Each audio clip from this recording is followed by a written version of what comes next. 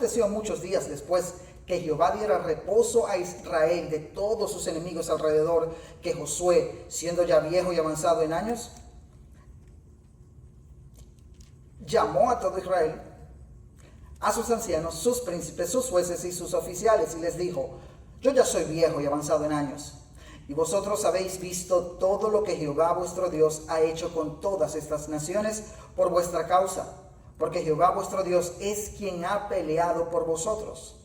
He aquí os he repartido por suerte en herencia para vuestras tribus estas naciones, así las destruidas como las que quedan, desde el Jordán hasta el mar grande, hacia donde se pone el sol. Y Jehová vuestro Dios las echará de delante de vosotros, a las que quedan, ¿no?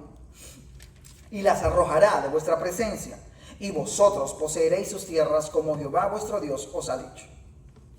Esforzaos, pues, mucho en guardar y hacer todo lo que está escrito en el libro de la ley de Moisés, sin apartaros de ello ni a diestra ni a siniestra, para que no os mezcléis con estas naciones que han quedado con vosotros, ni hagáis mención, ni juréis por el nombre de sus dioses, ni los sirváis, ni os inclinéis a ellos.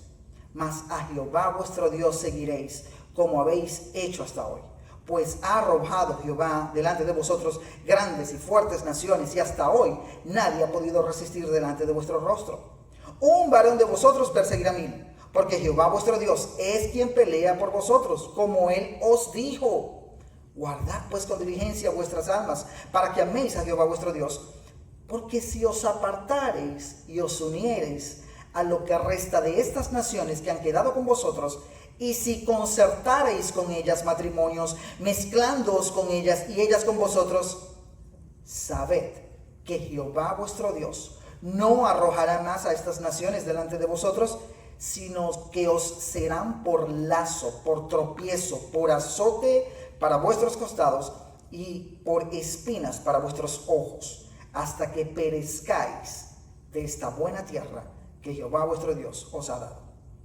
Y he aquí que yo estoy para entrar hoy por el camino de toda la tierra. Reconoced pues con todo vuestro corazón y con toda vuestra alma que no ha faltado una palabra de todas las buenas palabras que Jehová vuestro Dios había dicho de vosotros. Todas os han acontecido, no ha faltado ninguna de ellas. Pero así como ha venido sobre vosotros toda palabra buena que Jehová vuestro Dios os había dicho, también traerá Jehová sobre vosotros toda palabra mala, hasta destruiros de sobre la buena tierra que Jehová vuestro Dios os ha dado.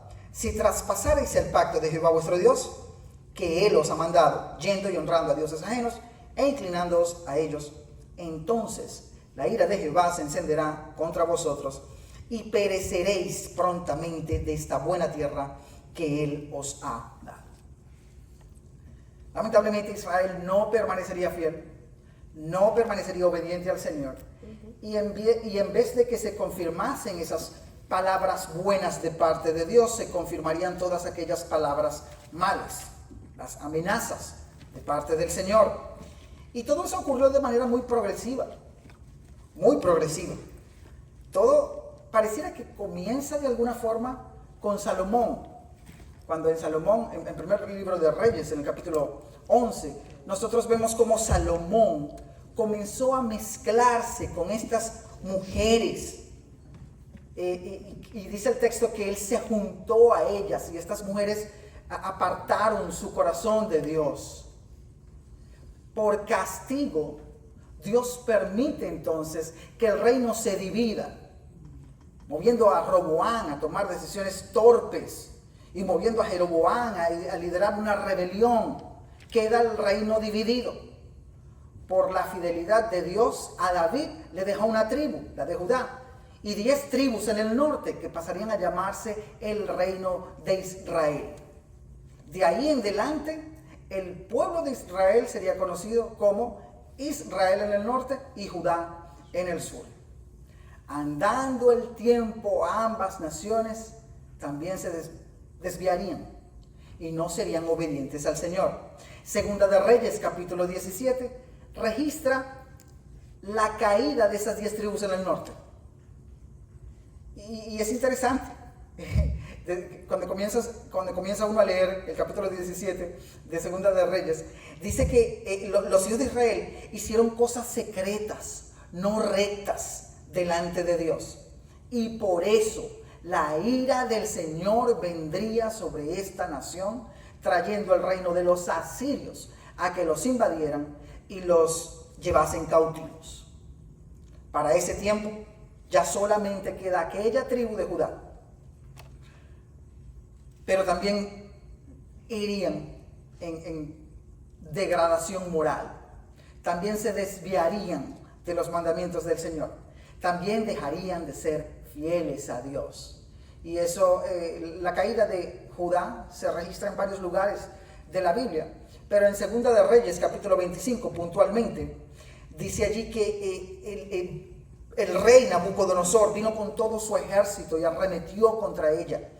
Y quemó la casa de Jehová, la casa del rey, todas las casas de Jerusalén y todas las casas de los príncipes quemó a fuego. Es por eso que al llegar nosotros al libro de Lamentaciones, que es escrito por Jeremías en el contexto de la desolación de Israel, del cautiverio babilónico, Jeremías dice estas palabras al principio de Jeremías capítulo 1. ¿Cómo ha quedado sola la ciudad populosa? Quedó devastada Judá. ¿Cómo ha quedado sola la ciudad populosa? La grande entre las naciones se ha vuelto como viuda. La señora de provincias ha sido hecha tributaria. Amargamente llora en la noche y sus lágrimas están en sus mejillas. No tiene quien la consuele de todos sus amantes. Todos sus amigos le faltaron, se le volvieron enemigos. Judá ha ido en cautiverio a causa de la aflicción y la dura servidumbre. Ella habitó entre las naciones y no halló descanso. Todos sus perseguidores la alcanzaron entre las estrechuras. ¿Qué leíamos en Josué capítulo 23? Que si el pueblo se ligaba con esas naciones extranjeras, le serían por lazo. Y eso es lo que está diciendo Jeremías acá. Todos sus perseguidores le alcanzaron entre las estrechuras. Versículo 4. Las calzadas de Sión tienen luto porque no hay quien venga a las fiestas solemnes. No hay ningún tipo de servicio religioso para el Señor. El templo ha sido destruido. Todas sus puertas están asoladas. Sus sacerdotes gimen, sus vírgenes están afligidas y ella tiene amargura. Sus enemigos han sido hechos príncipes. Sus aborrecedores fueron prosperados, porque Jehová la afligió por la multitud de sus rebeliones. Sus hijos fueron en cautividad delante del enemigo. ¿Quieren un cuadro más gráfico de lo tétrico que fue esa situación en el cautiverio babilónico? Capítulo 4 de Lamentaciones. Capítulo 4, versículos 4 al 11. La lengua del niño, dice Jeremías. Esta es la situación que Jeremías vio y de la que él fue testigo. Lamentaciones 4:4. La lengua del niño de pecho se pegó a su paladar por la sed. Los pequeñuelos pidieron pan y no hubo quien se los repartiese. Los que comían delicadamente fueron asolados en las calles. Los que se criaron entre púrpura, es decir, la gente que vestía de marca, se abrazaron a los estercoleros. Porque se aumentó la iniquidad de la hija de mi pueblo más que el pecado de Sodoma, que fue destruida en un momento sin que acamparan contra ella compañías. El castigo de Sodoma fue más tolerable. Fue un castigo directo de Dios e inmediato. Fuego del cielo, ya. Pero lo que está viviendo Judá es una verdadera tortura.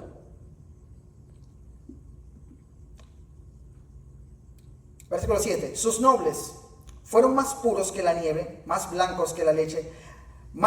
Este es Jeremías hablando de la condición de Judá en el pasado. Sus nobles fueron más puros que la nieve, más blancos que la leche, más rubios eran sus cuerpos que el coral, su talle más hermoso que el zafiro.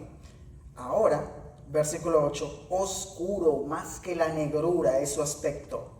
No los conocen por las calles. Su piel está pegada a sus huesos, seca como un palo. Más dichosos fueron los muertos a espada que los muertos por el hambre, porque estos murieron poco a poco por falta de los frutos de la tierra. Y ahora escuchen, versículo 10. Las manos de mujeres piadosas cosieron a sus hijos. Sus propios hijos les sirvieron de comida en el día del quebrantamiento de la hija de mi pueblo. La situación fue tan tétrica que ellos cayeron en un estado de canibalismo por el hambre. Y cualquiera podría preguntar, ¿por qué? ¿Cómo es posible? El pueblo que una vez fue el pueblo que recibía la revelación de Dios como ningún otro pueblo en el mundo. El versículo 11 lo explica. Es que cumplió Jehová su enojo, derramó el ardor de su ira y encendió en Sión fuego que consumió hasta sus cimientos. Si yo les preguntase, luego de esta lectura, a la luz de esta lectura, ¿qué detalle particular? Imagínense que ustedes nunca han oído de Dios, pero en este momento alguien les ha hablado de Dios de esta manera, diciéndoles estas cosas que Dios ha hecho a lo largo de la historia. ¿Qué detalle particular o qué rasgo distintivo podrían ustedes resaltar de Dios, del ser de Dios, de la persona de Dios? Les escucho. Fidelidad a su palabra. Porque lo que Él dice pareciera que lo cumple. Fidelidad a su palabra. Ahora, Dios es fiel, no solo a su palabra, es que Él es fiel en sí mismo. Nuestro Dios es un Dios fiel y intencionalmente la lectura buscaba que ustedes pudieran identificar ese atributo de Dios, porque es lo que vamos a estar viendo en esta clase. El que Dios sea fiel significa que Él es constante. Lo habíamos visto en el pasado. Dios no cambia. Lo que Dios promete lo cumple. Dios le dijo a Israel que fuesen fieles a Él y gobernarían con prosperidad y bendición dentro de la tierra prometida. Tierra que incluso allí mismo en Josué capítulo 11 queda claramente evidenciado los límites amplios que el Señor le había concedido a Israel. Dios es digno de confianza. Él siempre cumple su palabra, como decía nuestro hermano Ariel. A diferencia de nosotros, los seres humanos, a diferencia de nosotros, que somos mutables, nosotros pensamos una cosa hoy, mañana pensamos otra, y nuestra fidelidad depende muchas veces de lo que a nosotros más nos convenga. Pero Dios no es así. Dios no se olvida de sus promesas. Su carácter no fluctúa según las circunstancias. Y en la Biblia Dios se nos revela con ese atributo. Vayan conmigo, o alguien que lo quiera leer, Deuteronomio capítulo 7, versículo 9. ¿Qué dice Deuteronomio capítulo 7, versículo 9?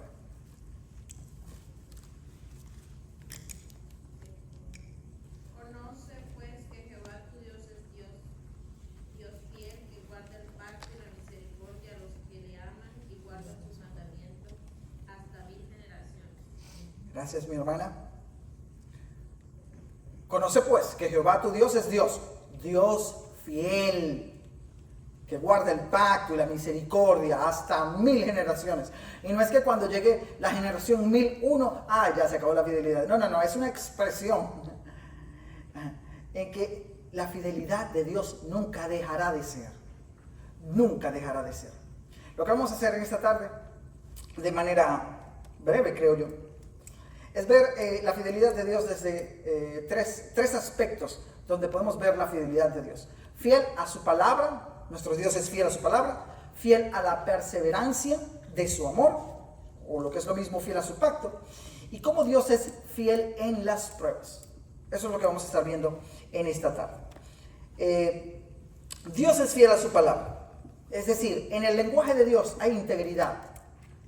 Dios no es una persona que genere desconfianza, para nada. No hay una brecha entre lo que Dios dice y lo que Dios hace. Como les decía hace un momento, en medio nuestro, muchas veces lo que pasa también es que nuestras palabras superan nuestra capacidad de acción. Es decir, podemos intentar realizar promesas y tener la disposición de corazón de cumplir con esas promesas. Pero nuestra incapacidad nos lleva a ser infieles. Dios no es así. ¿Se acuerdan que la semana pasada les decía cómo todos los atributos de Dios se combinan y se mezclan entre sí para que Dios sea pleno y completo? Bueno, la toda suficiencia de Dios y el todo poder de Dios de alguna manera alimentan su fidelidad para que Dios nunca quede mal. Dios no es un hombre para que falte a su palabra. De alguna forma lo que Dios dice lo cumple. Es como que si lo que Dios dice inmediatamente es acción. La Biblia dice que Dios no es hombre para que mienta. ¿Sí? Su fidelidad, la fidelidad de Dios está ligada a la veracidad, a lo que es cierto, a lo que es verdadero. Si Él llegase en algún momento a decir algo y no lo cumpliese, dejaría de ser Dios, dejaría de ser un Dios digno de confianza. Alguien que lea por favor Números, el libro de Números, el capítulo 23, versículo 19.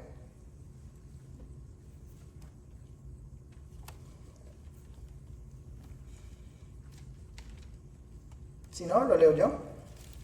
Dice así: Dios no es hombre para que mienta, ni hijo de hombre para que se arrepienta. Él dijo y no hará, habló y no ejecutará. No hay manera de que algo que Dios dijo no lo haga. No hay forma de que algo que Dios habló no lo ejecute. Es por eso que las promesas de Dios no tienen fecha de vencimiento. Lo que el Señor ha dicho, eso va arropado con su carácter fiel. Dios no se retraerá de sus palabras a menos que sus palabras sean condicionales, como las que veíamos ahorita en Josué capítulo 23.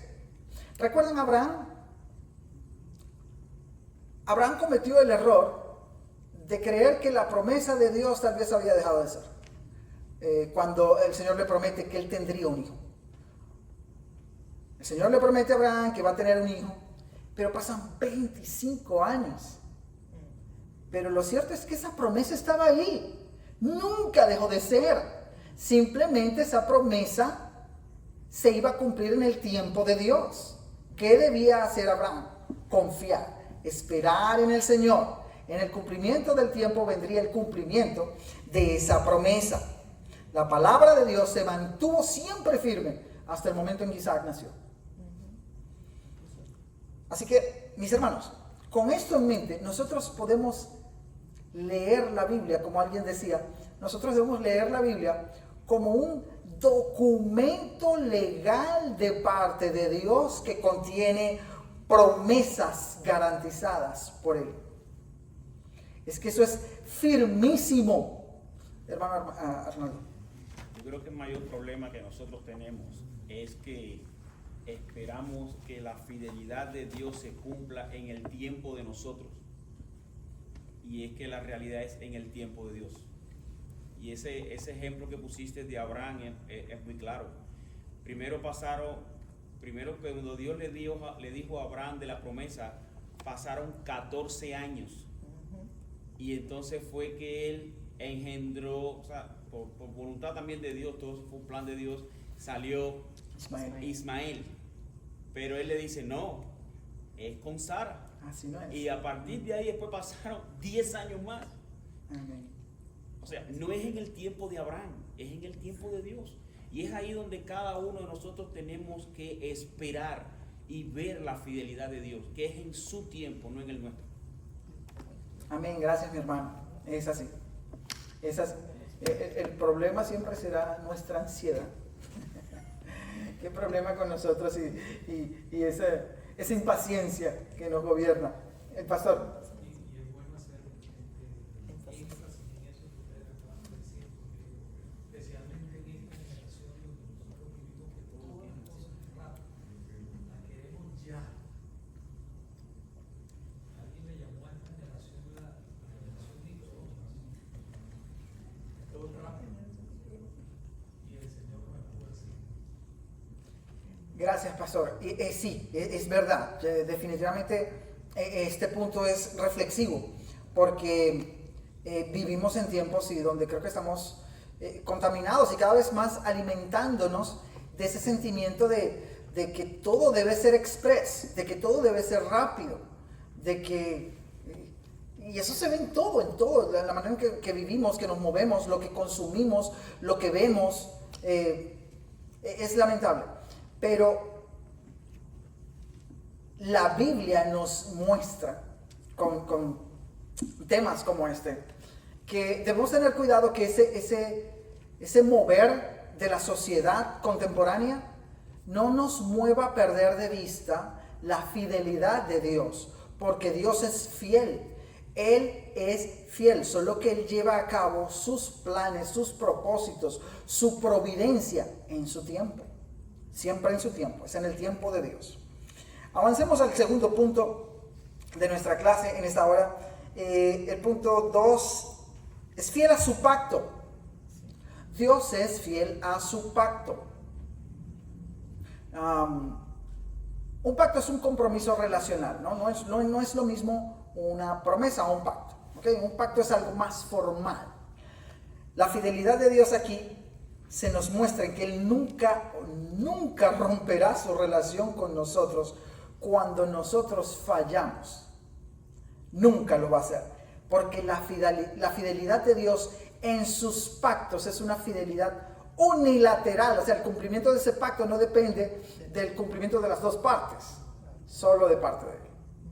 El cumplimiento depende de una fidelidad unilateral. El texto que leíamos, Deuteronomio 7, versículo 9, decía que Dios es Dios fiel, que guarda el pacto, guarda la misericordia a los que le aman y guardan sus mandamientos por 1000 generaciones. Y eso significa que ese compromiso es un compromiso a largo plazo y sobrepasa toda crisis de fe temporal. Pero hay algunos otros textos que alimentan y que apoyan este punto. Por ejemplo, tenemos el Salmo 100, versículo 5, Salmo 103, versículos 17 al 18. ¿Quién quiere participar de la lectura o los leo yo de acá? Salmo 100, versículo 5. Salmo 103, versículos 17 al 18. Sí, porque Jehová es bueno para siempre, su misericordia y su verdad por todas las generaciones. Ok, ahí el texto aclara que Dios es fiel por todas las generaciones. Y el Salmo 103, versículo 17 al 18. Lo leo yo. Dice, Salmo 103, versículos 17 al 18. Mas la misericordia de Jehová es desde la eternidad y hasta la eternidad sobre los que le temen, y su justicia sobre los hijos de los hijos, sobre los que guardan su pacto. Es eterna la misericordia de Dios. Y cuando vemos el tema de la fidelidad en la Biblia, siempre está estrechamente relacionado con la misericordia de Dios. ¿Recuerdan la infidelidad de Israel en el desierto? Hermanos, recordemos, o sea, Israel fue una sarta de desobediencia, de ingratitud, de quejas, desde el mismo instante en que dejaron Egipto.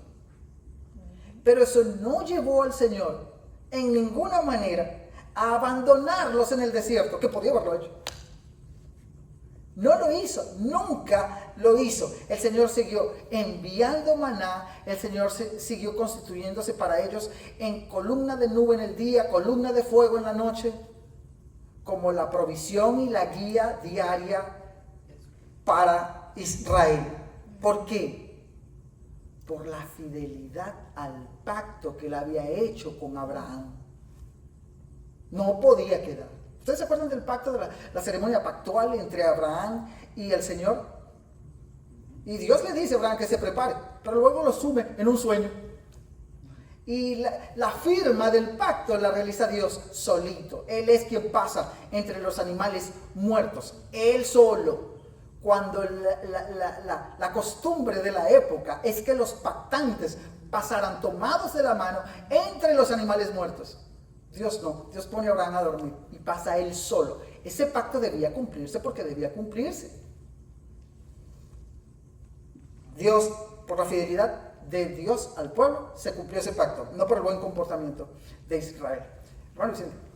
Yo tengo un texto aquí, porque dada estos mismos estudios, estoy estudiando el Antiguo Testamento, y eso viene mucho más atrás, ya cuando Dios coge los saca ellos de Egipto, y Él les dice las bendiciones por cumplir su ley, pero también las consecuencias por no cumplirla. Y eso se lo da en el Sinaí a Israel.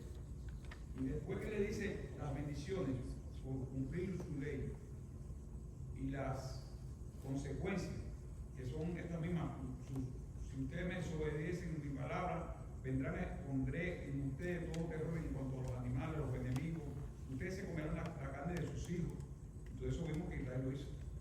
Luego viene en el capítulo 26, y se lo voy a leer, y dice: y aún con todo esto, estando ellos en tierra de sus enemigos, yo no los desecharé ni los abandonaré para consumirlos, invalidando mi pacto con ellos, porque yo, Jehová, soy su Dios. Antes me acordaré de ellos por el pacto antiguo, cuando los saqué de la tierra de Egipto. Muchas gracias. Ahí está. Es la misma enseñanza. El Señor es fiel. Él es fiel a su palabra, Él es fiel a su pacto. Vamos a entrar en el punto 3. Dios también es fiel en las pruebas. Acá nos vamos a extender un poquito más. Dios es fiel en las pruebas. Hay un sentido, o si pudiéramos ponerlo de una forma, Dios decide cuándo colocar límites en el sufrimiento de cada individuo. Y este sería como que la parte más práctica para nosotros en medio de este estudio. Y beneficioso para cualquiera que pueda estar luchando, para cualquiera que pueda estar sufriendo, recordar la fidelidad de Dios en medio de las pruebas. Porque la fidelidad de Dios actúa de alguna forma como un escudo y como un regulador de cualquier prueba, de cualquier tentación, de cualquier lucha. Dios tiene en control, es como que Dios tuviera en control el termómetro de las pruebas. Y cuando el termómetro va subiendo más, calentando más, Él sabe hasta cuándo seremos nosotros capaces de soportar. Y nunca va a permitir que la presión sea superior a la fuerza que Él mismo nos da para soportarla. El texto famoso por excelencia cuando hablamos de esto es Primera a los Corintios capítulo 10 versículo 3. ¿Qué dice? Primera a los Corintios 10, 3. Fiel es Dios, que no dejará ser tentado más de lo que podéis resistir. Pero no está completo. No nos ha sobrevenido ninguna tentación que no sea humana, pero Dios es fiel, que no os dejará ser tentados más de lo que podáis resistir. Ahí está, mis hermanos. Dios mide la fuerza de la tentación. Dios mide la fuerza de la prueba. Y para que no se confundan, porque no sé si han dado cuenta que estoy utilizando las palabras intercambiadas. Tanto la tentación como la prueba, muchas veces, la Biblia utiliza una palabrita que es peirazo o peirasmos y las utiliza en formas intercambiables para hablar tanto de pruebas, dificultades, como de tentaciones. Eso es lo mismo que hace Santiago allá en el capítulo 1 cuando dice, empezando la carta, tened por sumo gozo cuando os halléis en diversas pruebas, sabiendo que la prueba de vuestra fe produce paciencia. Y más adelante, ese es peirazo. Y más adelante cuando él dice, cuando alguno es tentado, no diga que es tentado de parte de Dios. Y esa palabra tentado allí es la misma palabra que ya antes se utilizó como prueba. Así que parece que de alguna forma el Nuevo Testamento las utiliza intercambiablemente. Ahora, para nosotros en este estudio podemos hacer lo mismo, ¿ok? Dios es fiel, sea que nosotros estemos en medio de una prueba, porque es una dificultad, pero Dios también es fiel, ayudándonos en medio de las tentaciones. Él nos provee de gracia en ambos escenarios. Aclarado eso, vamos a ver un ejemplo en la vida del apóstol Pedro. Vayan conmigo a Lucas capítulo 22. Lucas capítulo 22, versículo 31-32. Es el conocido pasaje donde el Señor advierte a Pedro cómo Satanás ha hecho una solicitud referente a Pedro.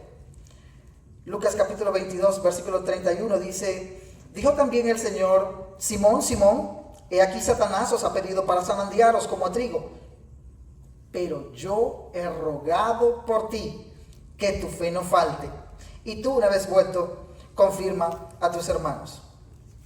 Allí lo que vemos es que cómo Dios permite esa prueba, permite esa tentación de parte de Satanás, pero el límite que Dios coloca es la intercesión de Jesús.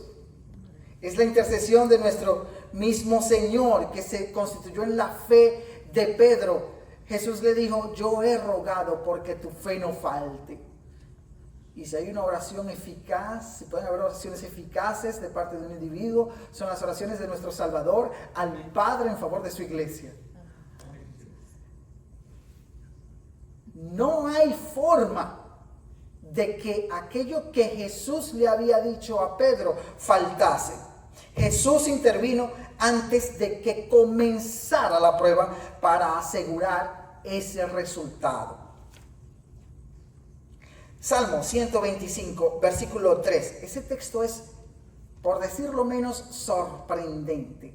Vamos a leer Salmo 125, versículo 3. ¿Lo tienen? Si alguien lo tiene, lo puede leer. Si no, lo leo yo. Porque no reposará la vara de la impiedad sobre la heredad de los justos, no sea que extienda a los justos sus manos a la iniquidad. ¿Lo tienen? 125:3. Salmo 125:3. Léelo otra vez, mi hermano Marlene. Todos prestando atención. Porque no reposará la vara de la impiedad sobre la heredad de los justos, no sea que extiendan los justos sus manos a la iniquidad. ¿Entendieron el texto? El salmista está diciendo allí: el impío tiene una vara. Esa vara es impiedad. Bueno, esa vara de impiedad no va a reposar. No va a reposar sobre donde se encuentran los justos. ¿Por qué? El texto lo dice. ¿Por qué? Porque no sea que ellos extiendan sus manos y caigan también lo mismo. Porque el Señor conoce nuestra condición. Lo veíamos el miércoles pasado, creo. No sea que al final esos impíos se constituyan en un peligro para que mis hijos se desvíen. Y allí lo que estamos viendo es cómo Dios no permite que la maldad nos oprima demasiado tiempo para evitar que nosotros mismos terminemos pecando por diferentes razones, por desesperación, por tentación, qué sé yo. El Señor sabe cuándo quitar la presión. Él es fiel en medio de su pueblo. La fidelidad de Dios en la prueba usualmente se manifiesta de dos maneras. Y allí tienen en el bosquejo para que completen. La primera es en la medida.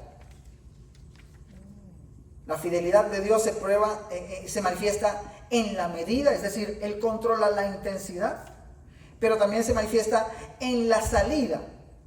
El Señor siempre va a diseñar una vía de escape o la gracia que nosotros necesitamos para resistir. Hay un texto que enseña eso de una manera clarísima y está en el Nuevo Testamento, Filipenses capítulo 1, versículo 6. Es cuando Pablo le dice allí a la iglesia que si el Señor, dice él, estando persuadido de esto, ¿de qué estaba convencido Pablo? Es como que él decía: mira, yo tengo la seguridad de esto. ¿Qué es eso? ¿Qué es esto? Bueno, dice él, 2 puntos. Que el que comenzó en vosotros la buena obra, la perfeccionará hasta el día de Jesucristo. Ese texto lo que hace es garantizar la fidelidad de Dios sobre el andar cristiano. Si Él nos ha llamado, si Él nos ha redimido de nuestros pecados, concediéndonos la gracia para que creamos en nuestro Señor Jesucristo, Él nos perseverará hasta el final. A pesar de nosotros empecinarnos en arruinar nuestro andar cristiano, el Señor no permitirá que nosotros seamos arrancados de sus manos. Si Dios comienza la obra del nuevo nacimiento, Él tiene, por decirlo de alguna forma, el compromiso de terminarla, porque Él es fiel. Él no puede negarse a Él mismo. Su fidelidad garantiza ese proceso de santificación que va a llegar a su meta. 1 Tesalonicenses 5:24, ¿alguien lo tiene? Ese es el tipo de declaraciones que nosotros podemos realizar, amén. Las verdades claramente plasmadas en la Biblia. ¿Alguien tiene 1 Tesalonicenses 5:24? Sí. Fiel es el que os llama, el cual también lo hará. Fiel es el que nos llama. Él es fiel. Todo lo que Él dice se va a cumplir, lo va a hacer. Ahora, vamos a ver otro texto bíblico, porque aquí la fidelidad de Dios acá es preciosa en esta área. Primero de Juan 1:9. Ese texto es conocido. Primero de Juan 1:9. El perdón, mis hermanos, de Dios. Recordemos siempre, mis hermanos, el perdón de Dios no es un acto de indulgencia divina. No es como Dios dice, bueno, ya, vamos a dejarlo así. No. Dios, el perdón de Dios es un acto de justicia divina. Dios es justo al perdonarnos, porque ya la deuda por nuestros pecados fue saldada, fue pagada. De ninguna manera Dios en su justicia podía simplemente pasar por alto nuestros pecados y concedernos una amnistía general. No, de ninguna forma. Cuando Dios nos perdona es porque Él está cumpliendo, porque Él está obteniendo el recurso de la justicia divina que Él implantó al condenar al justo por los injustos, nuestro Señor Jesucristo por nosotros. Ahora, ¿qué dice Primera de Juan capítulo 1 versículo 9? Teniendo en mente lo que acabamos de mencionar. Lean por favor Primera de Juan, hermano José. Y si confesamos nuestros pecados, Él es fiel y justo para perdonar nuestros pecados y limpiarnos de toda maldad. Ok, gracias. El texto dice, si confesamos nuestros pecados, Él es fiel y justo para perdonarnos de toda maldad. ¿Por qué? Les pregunto, ¿por qué si nosotros confesamos nuestros pecados, Él es fiel y justo para perdonarnos? Traten de recordar lo que les decía antes. ¿En qué sentido Dios es fiel y justo? Porque nosotros perdonamos, porque Él nos perdonará si confesamos nuestros pecados. Hermano Marlene. Porque a través de su Hijo Jesucristo nos ha perdonado. ¿Y entonces? Y entonces, si venimos delante de Él, arrepentidos de nuestra maldad, Él, por su fidelidad, por lo que Él ha prometido, por lo que Él ha hecho a través de Cristo, nos perdona. Ok, por lo que el Señor hizo a través de Jesucristo, implementando su justicia divina por la provisión de nuestro Señor, sería una injusticia no perdonar nuestros pecados, porque en la cruz el acta que nos era contraria fue clavada allí. El Señor Jesucristo tomó toda nuestra acta acusatoria y la clavó en la cruz, muriendo Él allí. Y la muerte de nuestro Señor, ese acto de expiación, como dice el autor de los Hebreos, nos ha hecho perfectos para siempre. Ahora no salgamos como aquel contendor de Pablo en Romanos que dice, ¡ay, qué maravilla! Es decir, perseveraremos en el pecado para que la gracia abunde. No, de ninguna manera. Eso solo lo que enseña es que nosotros hemos recibido un perdón pleno de todos nuestros pecados, pasados, presentes y futuros. Y que si pecamos, no porque lo practicamos, sino porque en nuestra debilidad eventualmente caeremos, Dios, si nos arrepentimos, Él es fiel y justo para perdonarnos, porque nuestro Señor Jesús ya pagó por esos pecados en la cruz. Esa es la enseñanza de primera carta de Juan, capítulo 1, versículo 9. Ahora, el Señor nos ha prometido acompañarnos en aquellos episodios donde podemos pensar que nos hallamos actuando por nuestra cuenta o solos. Tenemos la promesa de la presencia del Señor en la soledad. Alguien que por favor busque Isaías capítulo 41, versículo 10, y otro hermano que por favor lea Mateo 28, versículo 20. Incluso cuando nosotros avanzamos en el camino de la verdad, eso nos puede traer consecuencias, porque como decía el Señor en algún momento, desde los días de Juan el Bautista, el reino de los cielos sufre violencia, y solo los violentos lo arrebatan. Solo aquel que es capaz de vivir con determinación y plena confianza en Jesús, aun cuando creer en Jesús muchos lo consideren como una burla, algo poco intelectual, algo poco sabio. Por eso Pablo decía también a los romanos: yo no me avergüenzo del evangelio porque es poder de Dios. Bueno, nuestra firmeza al creer en el Señor Jesucristo puede llevarnos a que tengamos muchas veces que atravesar episodios de soledad, porque las personas que están a nuestro alrededor se separan de nosotros, se aíslan, ¿ok? Pero la palabra de Dios nos enseña que Dios promete hacernos de su compañía si es que llegásemos a sentirnos en alguna forma asolados.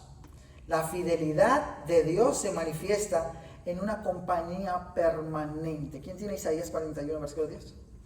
No temas, Hermano Gonzalo. porque yo estoy contigo, no desmayes, porque yo soy tu Dios, que te esfuerzo siempre, siempre te ayudaré, siempre te sostendré con la diestra de mi justicia.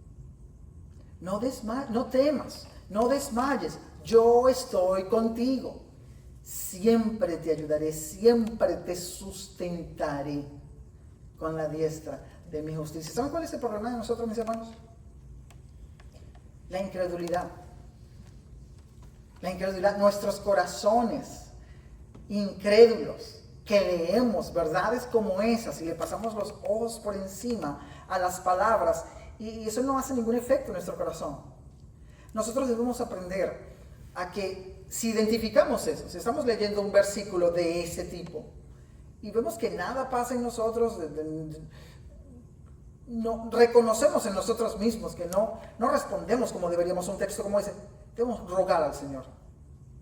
Rogar a Dios que Él haga sensible nuestras mentes, nuestros corazones, y que abra nuestros ojos espirituales para creer lo que allí está dicho.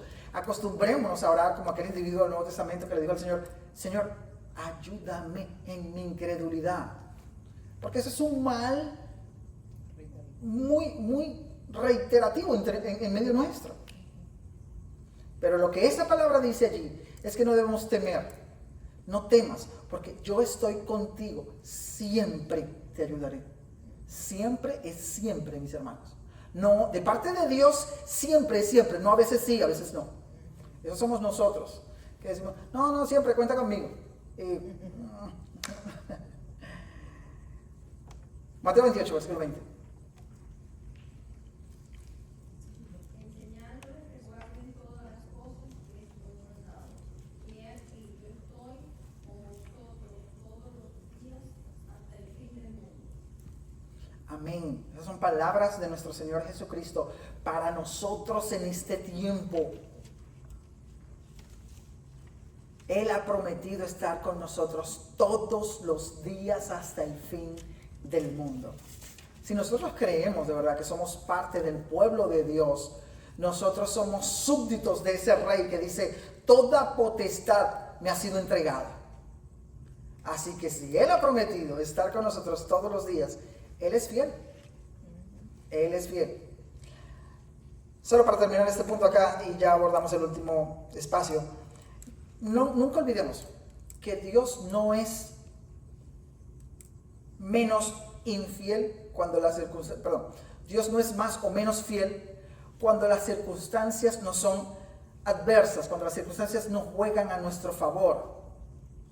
Mis hermanos, Dios no estamos supuestos a percibir a Dios muy fiel cuando todo nos va bien. Cuando la prosperidad y los bienes materiales aumentan, cuando la esposa está tan feliz con nosotros en casa, cuando nuestros hijos hacen las cosas que debieran hacer, cuando el ambiente laboral es tan plácido. No significa que Dios es más fiel allí que, por el contrario, cuando lo material falta, cuando los conflictos familiares aparecen, cuando la rebeldía de los hijos es manifiesta, cuando la incomprensibilidad marital está presente. Dios no cambia, Dios no fluctúa, recuerden, por las circunstancias a nuestro alrededor. Para nada. Su fidelidad es firme. ¿Se acuerdan toda la historia que leímos en la introducción? Con el tema de Israel y su infidelidad y cómo tuvieron que sufrir lo que sufrieron y que Jeremías recoge como resumen en Lamentaciones, ¿sí? En medio de esa calamidad, en medio de lo que el pueblo estaba viviendo, Jeremías expresa ya en Lamentaciones uno de los textos, creo que el más famoso de esos 4 capítulos que tiene Lamentaciones. En Lamentaciones capítulo 3. Versículo 21. Escuchaba, creo que era Miguel Núñez, que hacía un comentario de este episodio. Él decía de manera interesante, me llamó la atención, él decía que es muy posible que Jeremías haya estado escribiendo y que de pronto se detuvo y continuó, se detuvo en Jeremías 3:19, 3:20. Y luego pasaron unos días y continuó escribiendo, porque la tónica cambia.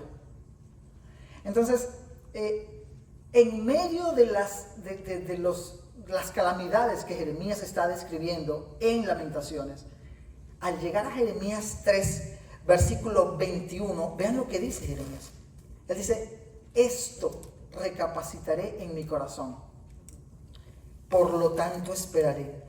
Por la misericordia de Jehová no hemos sido consumidos. Es como que Jeremías estuviese diciendo, bueno, pues aún estamos con vida. A pesar de lo calamitoso a nuestro alrededor, podríamos haber sido ya consumidos, pero no lo hemos sido. ¿Y saben qué? Mis hermanos, en medio de las circunstancias difíciles, no nos centremos tanto en nosotros mismos, porque deberíamos siempre pensar, ¿estamos mejor de lo que merecemos? Y que siempre habrá a nuestro alrededor personas en peor condición que uno. ¿Por qué no más bien ver alrededor a quién podríamos ayudar, aún a pesar de cómo nosotros estamos? Eso es lo que está diciendo Jeremías acá. Por la misericordia de Jehová no hemos sido consumidos, porque nunca decayeron sus misericordias. ¿Cómo sabes tú eso, Jeremías? Él dice, pues nuevas son cada mañana, porque grande es tu fidelidad. Ese es el razonar de Jeremías en medio de esa situación. Para terminar, vamos a ver a nuestro Rey de Gloria, nuestro Señor Jesús. ¿Cómo lo llamó Juan al Señor en Apocalipsis, capítulo 19, versículo 11? ¿Cómo? El fiel y el verdadero. Él vio el cielo abierto y un caballo blanco, y ese que lo montaba se llamaba fiel y verdadero. El Señor Jesús no solamente enseñó fidelidad, Él se titula con esa palabra. Él es la encarnación de ese atributo. La fidelidad no es solo algo que Jesús hace, es quien Él es. Y vemos a nuestro Señor Jesús siendo fiel en diversas áreas de su vida. Él fue fiel en su misión, hasta la muerte. Él fue fiel en su misión. Jesús es el único ser humano que Él cumplió la voluntad de Dios en todo momento. En Él no se halló pecado. Él es la encarnación de la fidelidad.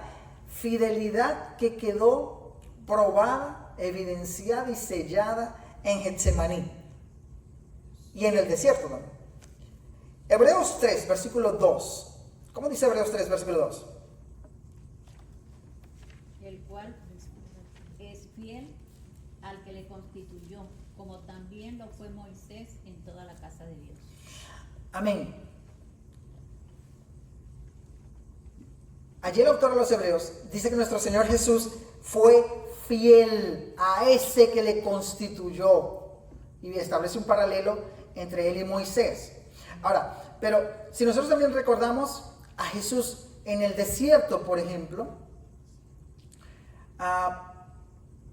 Jesús en el desierto y en Getsemaní, él carecía de aquellas bendiciones, recursos que por ejemplo un individuo como Adán sí tuvo estando en Edén, en otro jardín. Mientras Adán fue infiel en el jardín de Edén, nuestro Señor permaneció fiel en Getsemaní, permaneció fiel en ese jardín en la hora más angustiosa de su vida, aceptando la copa de sufrimiento que él tenía que enfrentar. Esa es la fidelidad de nuestro Salvador en la hora más intensa. Pero él también fue fiel con sus discípulos. Es el tercer punto que tienen allí. El Señor Jesús fue fiel a sus discípulos. Y ya vimos el texto de Lucas 22:32, cuando el Señor le advirtió a Pedro: Satanás te ha pedido para zarandearte, pero yo he rogado por ti que tu fe no falte. Y en Hebreos 13, versículo 5, dice que el Señor ha prometido que no nos desamparará ni nos dejará. La presencia del Señor Jesús es constante en la prueba. ¿Alguien había levantado mano? No.